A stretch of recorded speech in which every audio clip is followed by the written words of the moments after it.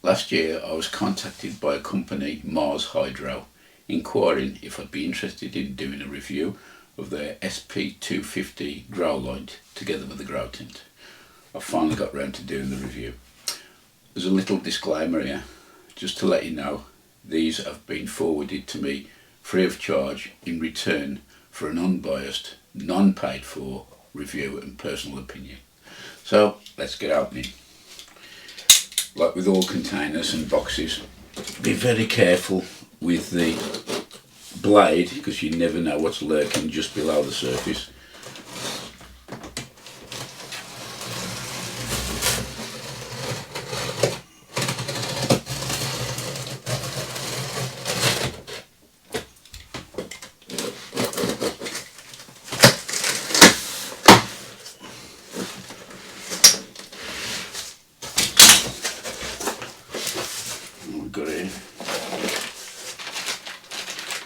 That looks like a hanging kit, which is common on a lot of lights.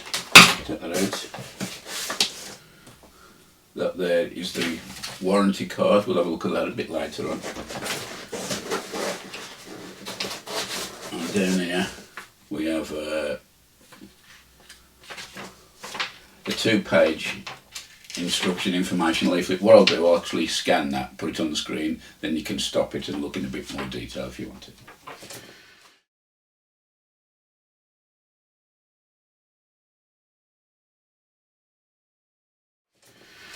Right, let's get the light out.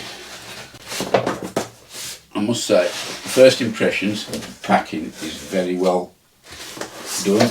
Lots of foam, and the weight of this is amazing. I'll just put the box down.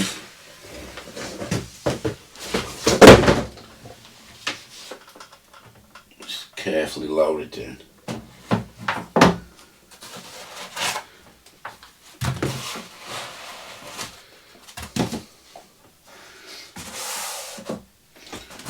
Just put these under for a bit of support, so I risk damaging the LEDs.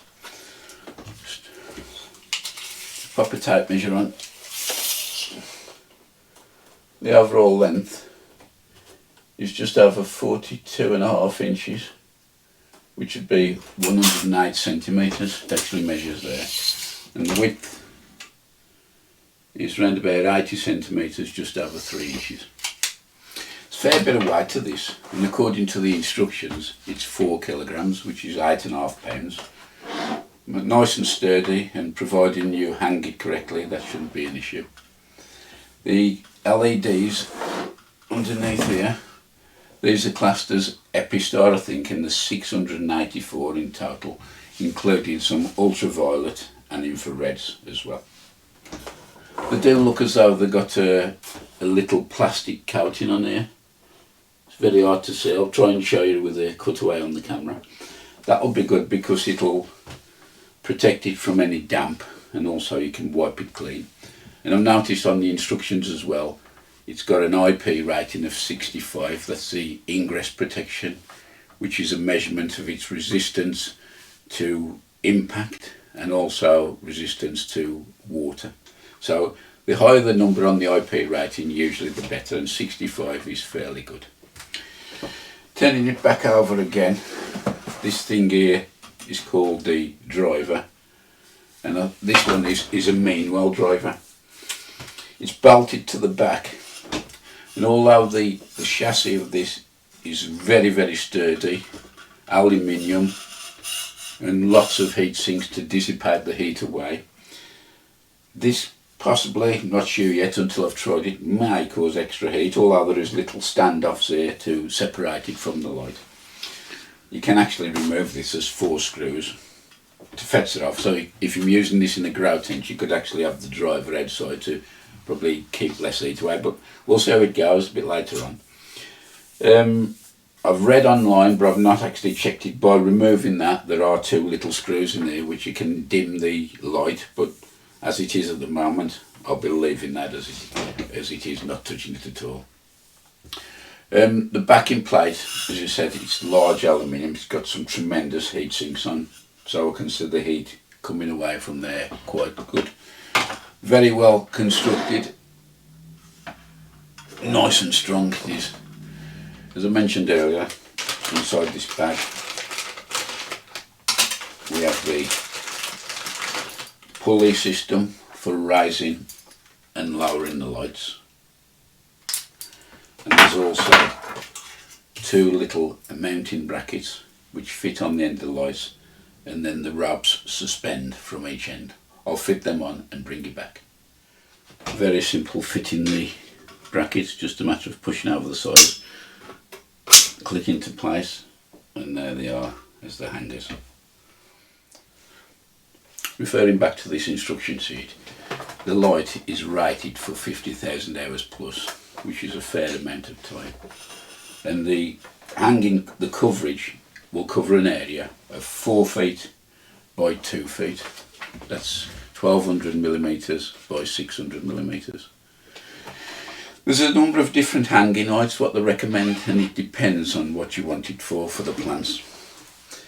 If you want it for blooming, that's to put the flower onto the plant, they recommend a height anything between 16 and 24 inches, that's 40 to 60 centimeters. However, for vegging, that's for growing the green part of the plant, anything up to a height of 5 feet, which you'd need a fairly tall tent for that, would you? The output of this is 235 watts, and it's right. I think the colour temperature I've seen somewhere was 3,800 Kelvin. Well, daylight is 6,500 Kelvin, I think. So this would be like a warm colour, and I assume that will cover most of the spectrum range for the stuff what's on here as well. I have just done a very crude lash up of the ratchet system, just for demonstration purposes. By no means the permanent way it's going to be done. So I'll just quickly show you. I'll probably use each light up separately. As I say, it's only a temporary lash up.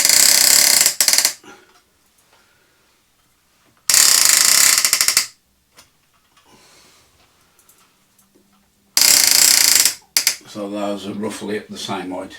The cable length on here is very, very long, and that would give you plenty of opportunity to put the driver outside of a grow tent if you wanted to. So I'll just plug it in and have a look, see what it brings. Wow! Wow. That's bright. I mean, I'm not going to look under there, it'll damage your eyes. This is daylight now, and first opportunity, I'm going to put this straight into my grow tent in the greenhouse where I've got T5s on at the moment, and I'm going to see how this performs. I have got plenty of seedlings I've just sown, and I'll be using these to actually see how the seedlings grow under. So that's the Growlight for the moment. We'll have a look at the grow tent now.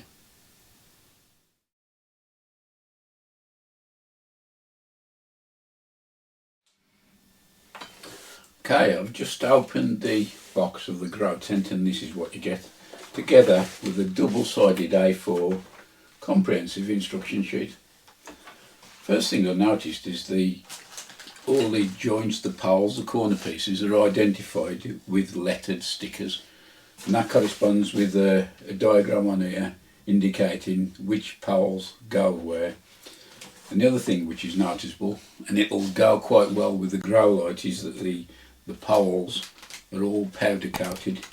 Looks about 15 to 16 mil diameter, and they've all got these little spring plungers in, which make sure the joints lock in place securely. I'm not going to bother constructing the frame because it's just a rectangular shape. So I'll build that, put the cover on, and then we can take a closer look. So this is the tent fully constructed. I must say it is much larger than I originally imagined. It is 60 centimetres deep, 120 centimetres across the front here, and the total height is 180 centimetres. You can of course twist this on its side to give you a different growing format, but this size, this position it is, fits ideally with the light supplied. And the inside is coated with a thing called Mylar, which is very, very reflective. We'll take a look inside. Right, let's open the door and show you what's inside.